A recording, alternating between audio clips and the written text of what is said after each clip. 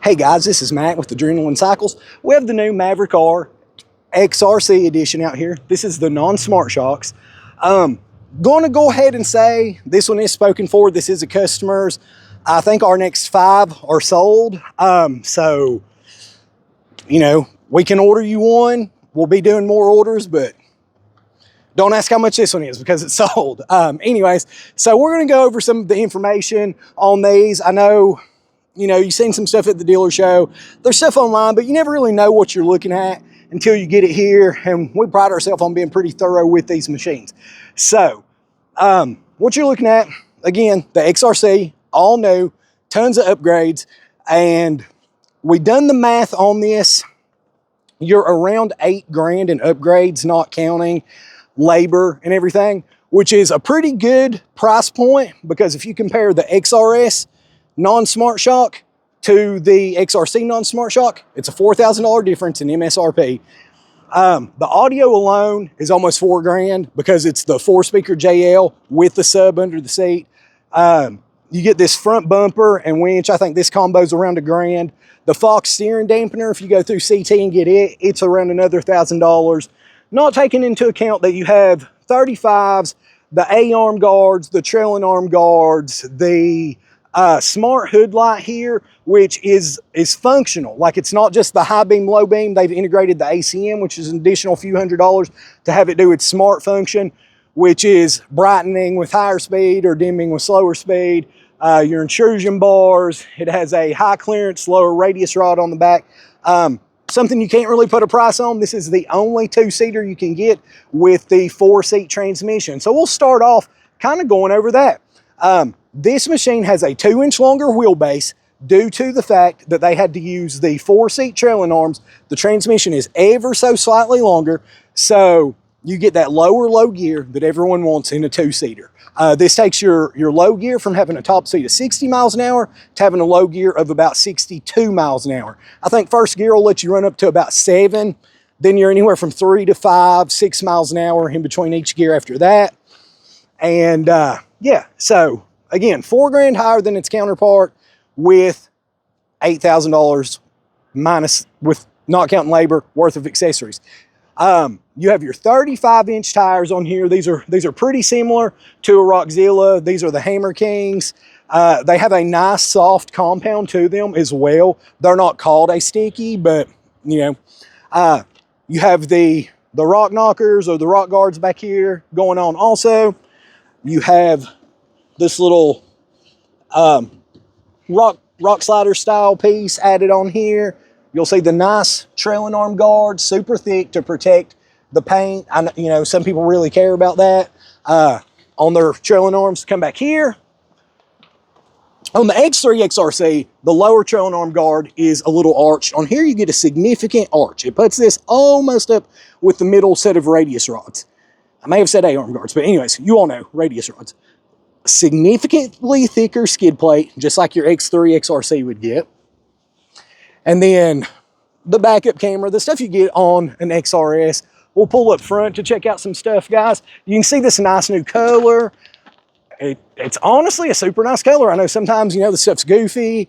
You'll see some bright, loud colors that people don't like. This is a nice, subtle, super cool color. It's called Loft Green or Loft Satin Green, I believe.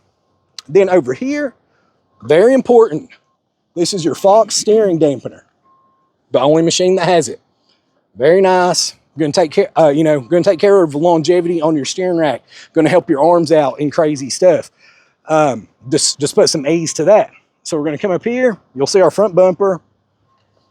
We have our rope, our synthetic rope winch. Then skid plate coming all the way up through here. A-arm guards, super nice. Again, keeps those cleaned up and adds, you know, a minute amount of structural integrity. The smart hood light, like I said, it's $300 or $400 plus the ACM. Your intrusion bar. And then we're going to hop inside and check out some stuff. All right, once you're inside, you'll notice back here, you have part of your audio system. You have your wake tower speakers. Then you have your dash speakers. Under here, actually, let me get out of the way so you can hopefully see this. There's a sub under here. I'm hoping that's showing up good on the camera. and good sounding audio. We were going to play it through the video, but it's just going to sound like whatever your phone audio sounds like, or your computer, whatever you're watching it on. You have the new audio volume switch, which is super nice over having to fiddle with going through the steering wheel and, you know, or messing with it on your screen or whatever. And we'll fire this up. Obviously, it has all the new 2025 updates, such as the GPS and everything. And then here, we're already in the mode where you can set your hood light to off, low, high, or smart. And then the navigation. You have your camera, back camera, front camera. All right, guys, I'm gonna go over our launch mode, our launch control. So I will note, you have to have 4 bars of engine temperature before you can use it. So we're not gonna be able to show that here. But what you would do, you have to go over here to engine mode and make sure you're in Sport or Sport Plus. We're in Sport Plus. Foot on the brake. Then you'll hold down your engine mode. Here we're going to get function cannot be engaged because we're not warmed up enough. And basically, that's going to work like a clutch dump. You can brake torque up to the 4,000, 4,500 RPM. That seems to be about what the launch mode will let you do. But instead of feeling just your brakes holding you back there and it torquing up and wanting to spin, it's basically going to disengage. And then when you let off of the brake and launch it in launch control, it's just going to be like a clutch dump. It's just going to throw it into gear and you're just going to roll out. And really one of the last things to touch on here, so a lot of people ask about this anyways. In your diff mode, you're going to have 4x4 trail active, and rock. This is the first time they put the 3 different modes. In XRSs, you have trail and trail active. In XRCs, in the X3 lineup, you get trail or rock. All these are just different levels of all-wheel drive sensitivity, increasing in how fast they lock in, which you also still have the full locked diff because this has smart lock. And that should cover pretty much all the features on the XRC. If you guys have any questions, or maybe I missed something, guys, we just got this today, wanted to go over this with everybody.